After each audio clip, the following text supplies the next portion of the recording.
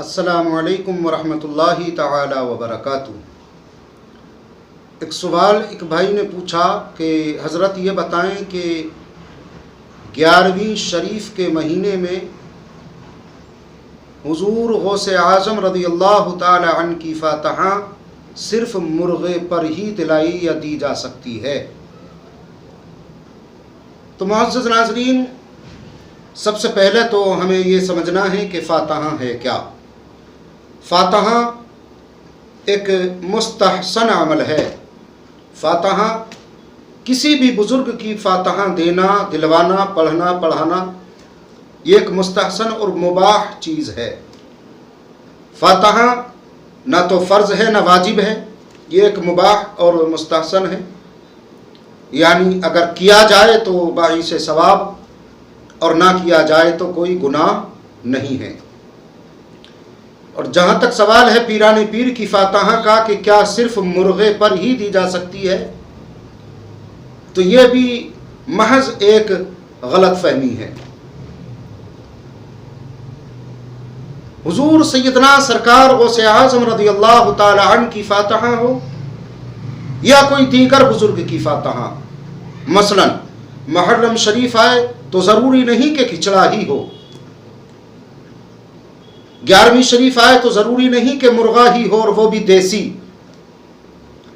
رجب شریف آئے تو ضروری نہیں کہ کنڈوں کی نیاز 1000-2000 روپے خرچ کرنے کے بعد کنڈوں پر ہی ہو سکتی ہے۔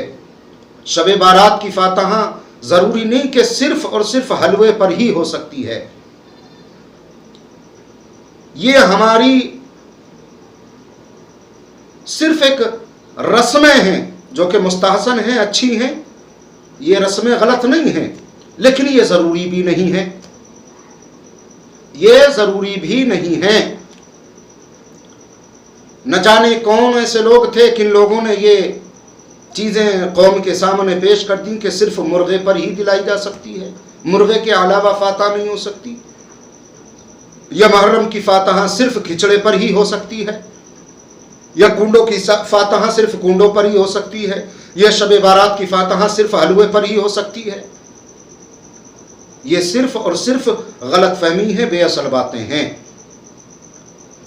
ذرا آپ سوچیں تو صحیح، اللہ نے دین کو آسان کیا، مشکل نہیں کیا۔ رسول اللہ نے دین کو آسان کیا، مشکل نہیں کیا۔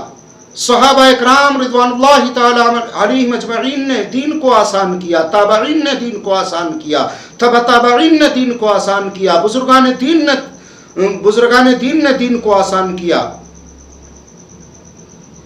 تو ہم اور آپ دین کو کٹھن کیسے کر سکتے ہیں؟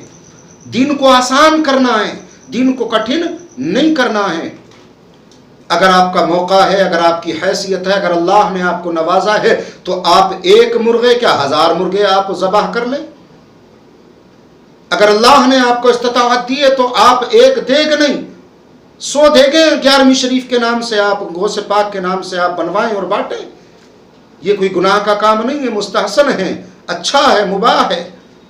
اگر آپ کریں گے، جتنا کریں گے، زیادہ کریں گے اتنا زیادہ ثواب ہے، لیکن اس کو ضروری سمجھنا، فرض سمجھنا، واجب سمجھنا، یہ بھی ایک غلط فہمی ہے۔ اگر آپ کا موقع ہے تو آپ مرغا ذبح کریں، ضروری نہیں ہے کہ مرغا دیسی ہی ہو، بوائلر بھی ہو سکتا ہے، اس پر بھی فاتحہ ہو جاتی ہے۔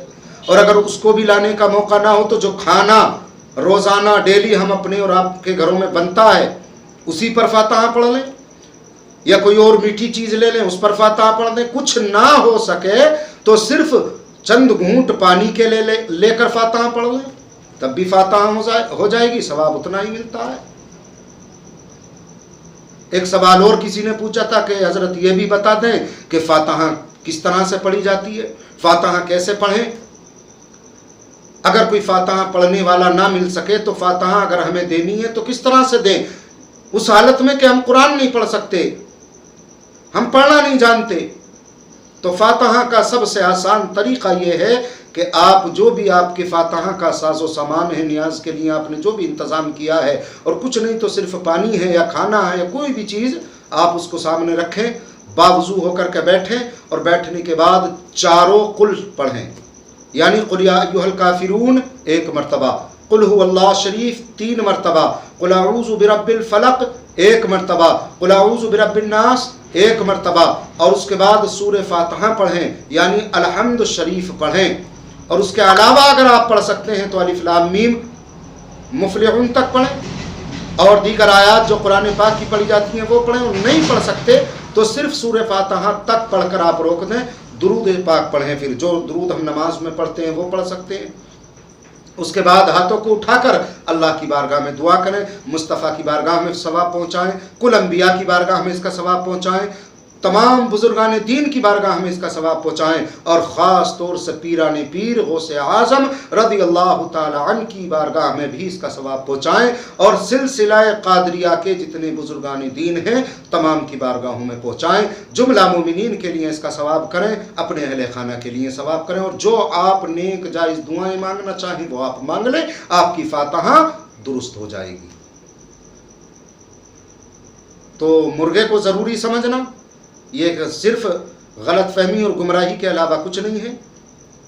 تو دین کو آسان کریں، حضور غوث پاک کی فاتحہ پڑھنا پڑھوانا باعث ثواب ہے، باعث برکت ہے، لیکن ضروری سمجھنا یہ بھی ایک غلط بات ہے۔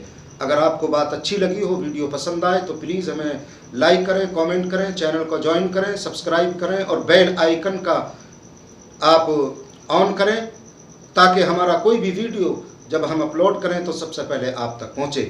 السلام علیکم ورحمۃ اللہ تعالی وبرکاتہ۔